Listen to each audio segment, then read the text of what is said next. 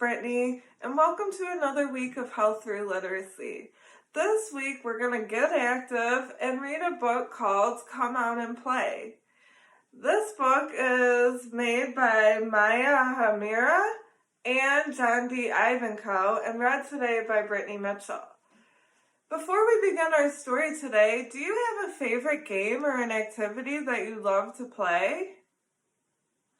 Awesome! Remember, every single day we should be physically active for at least 60 minutes a day, doing things that we enjoy doing. So there's many different activities and games that we can play.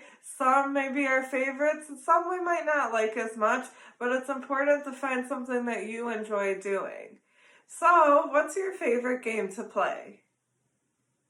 My favorite game can be soccer. I also love swimming and going on bike rides. I love dancing too.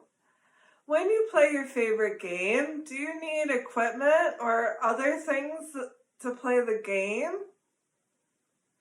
Well, if I go play soccer, I might need a soccer net, some cones, and a soccer ball. Or I might use some other things from around the house if I don't have a soccer ball to keep playing my favorite game. When you play your favorite game, do you love to play with your family, friends, or do you like to play by yourself?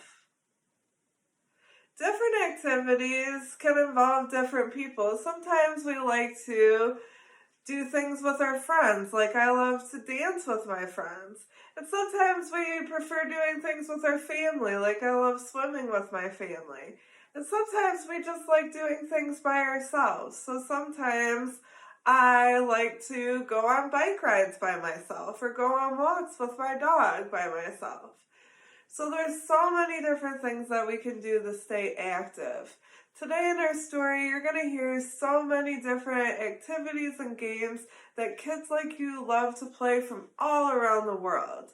As I read the story, if there's a game or an activity that another kid from the United States or maybe across the globe also likes playing, if you like doing that activity too, I want you to jump up and down. Let's get started with our book today. To play means swinging, like rocking back and forth in Egypt, or swinging on a rope in Nepal, and jumping, like hopping in a sack race in the United States, or leaping through flowers on a kibbutz in Israel, and running, like playing tag in Mexico, or running a race in Nicaragua, and climbing, like hanging on bars in Jamaica or climbing up a homemade ladder in Norway. To play means tossing and catching, like playing baseball in the Dominican Republic or throwing a ball in Egypt. And hitting and kicking balls, like going after a ball in the United States or kicking a soccer ball in Costa Rica. To play means using your toys, like playing with a truck in Senegal or walking on stilts in Thailand. Playing a string game in Egypt, speeding down a hill in the United States, or riding a tricycle in the Dominican Republic. And using your imagination, like pretending to be a farmer in the United States, caring for a make-believe baby in Spain, or loving on a doll in Kenya, or exploring unknown lands in Ireland. To play means creating things, like painting a papier-mâché dragon in Australia, or building with blocks in the United States, and making things fly, like flying a kite in Puerto Rico, and in China, or blowing bubbles in Mexico. You can play inside, like playing a card game in Japan, or practicing gymnastics in Russia, and outside, like playing with grass in Mongolia, ice skating in Sweden, or going for a hike in the United States. At a playground, like riding seesaws in Peru, swinging in Hungary, rocking on a horse in Oman, or an amusement park, like spinning on a Ferris wheel in India or riding a carousel in the United States. You can play in the water, like cooling off in the United States, floating on a stream in Thailand, or splashing around in France. And on the water, like paddling a canoe in Guatemala, or wading and sliding across ice in Canada. You can play all kinds of games, like winning a computer game in the United States, playing jacks in Honduras, or competing at foosball in Bolivia, chasing a friend in a game of catch the wolf in Canada. You can play in all kinds of places, like climbing a tree in the Philippines, flipping off a dock in Belize, learning chess at a park in the United States, playing bow in the yard in Ethiopia, or playing cards in an alley in Brazil. You can play on your own, like making string figures in French Polynesia, driving a go-kart in China, or rolling a hoop in Nicaragua. And with your friends, dancing in Lebanon, or enjoying furry friends in Tibet. To play means having lots and lots of fun, like practicing for a baseball game in Guam, aiming rubber bands at a target in Thailand, jumping rope in Ethiopia, or floating on an inner tube in the United States. All kinds of toys. Almost anything can be a toy. A toy can be a truck you make from a wire, or a house, or a house you build from a cardboard box. Jump ropes, hoops, stilts, kites, balls are toys found all over the world. Sometimes you use your toys by yourself, and sometimes you share them with your friends. What is your favorite toy? Places to play. You can play anywhere and everywhere. Swinging, jumping, running, and climbing often needs wide open spaces. Other types of play are best done inside, especially when the weather is rainy or cold. Amusement parks and playgrounds are special places to have great fun, but sometimes your backyard or your kitchen can be the best place of all. Lots of games. There are many kinds of games. Checkers, chess, and Go Fish are games in which you try to be more clever than the other player. Tag, ping pong, catch the wolf, and hide and seek are games in which speed and coordination are very important. Cooperation and teamwork are a big part of lots of games, from putting together puzzles to playing baseball or hockey. What's your favorite game? Using your imagination. Everything is new, and when you use your imagination, it lets you travel to distant lands, make new friends, build wonderful things, and enjoy exciting adventures. When you pretend to be a farmer, an explorer, or a mother or a father, you're creating a world that is all your own. Making friends. Play brings friends together around the world.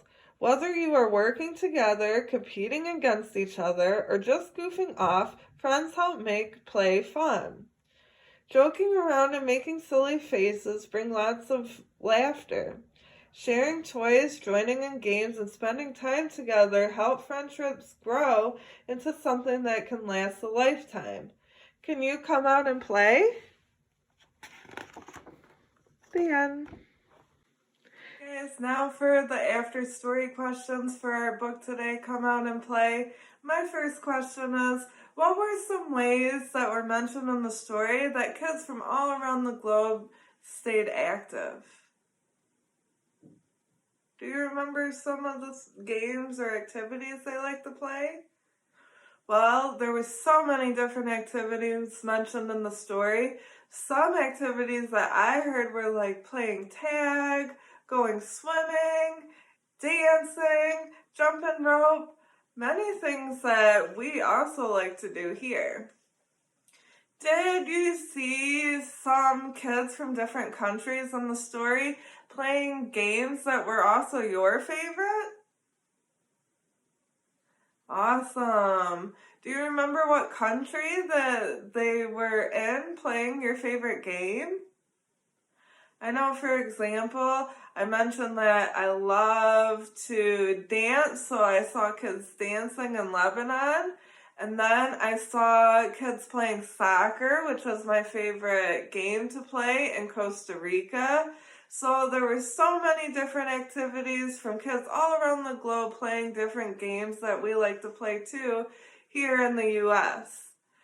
Why is it important that every single day kids like you and kids from all over the globe should stay active for at least 60 minutes a day? Well, remember, exercise helps to keep our body healthy, it helps our muscles to grow, and our heart to pump and beat our blood throughout our body, and that keeps us from getting injured or getting sick. We should stay active so that we can keep our body moving and keep our body the healthiest it can be every single day.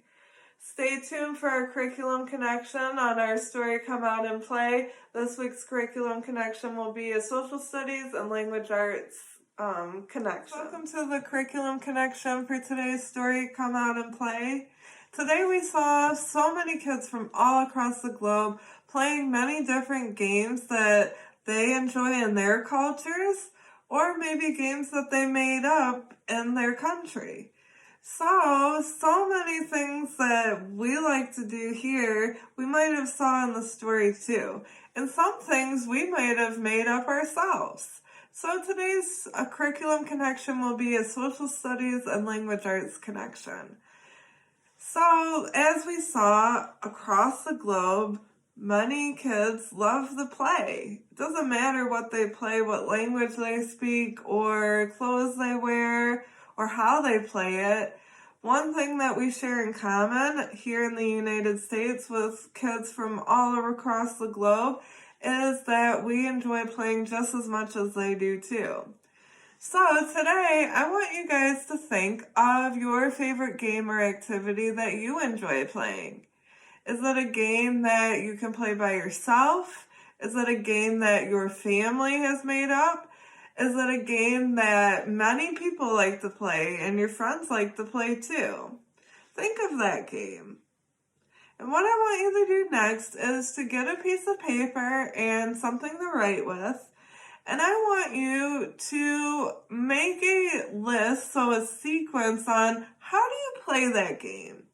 If you were going to make your own video explaining how to play the game, how would you explain it? So if somebody from across the globe, you were going to explain how to play the game to them, I want you to think about the steps and things that you might need to play the game. So is it a game that can be played by yourself? Is it a game that you need multiple people? How many people can play the game? Can 50 people play at the game at the same time? I want you to think of those things on how you would explain it to a person from across the globe, how to play your favorite game. For my older students, I want you guys, if you have the access to technology, I want you to think about your favorite game that you love to play, and I want you to see where that game or activity originated from. So, for example, if my favorite game is soccer, I can Google search Where did soccer come from? Where did it start? How do people play the game in different countries? So I want you to see if you can find out more about your favorite activity or sport. So find out things about where did it come from, when did it start, different modifications or changes to the game throughout the years.